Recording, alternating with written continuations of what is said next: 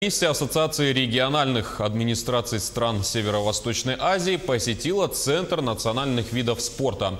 Гостей познакомили с традиционными видами, такими как масс-рестлинг, настольные игры, хабылык и хамыска, борьба хапсагай, якутские прыжки и северное многоборье.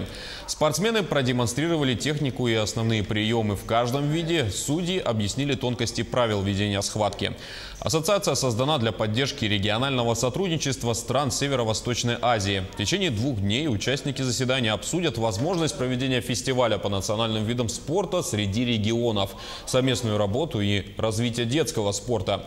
Также подпишут соглашение о совместном сотрудничестве. Это первое заседание ассоциации, которое проходит под председательством Якутии.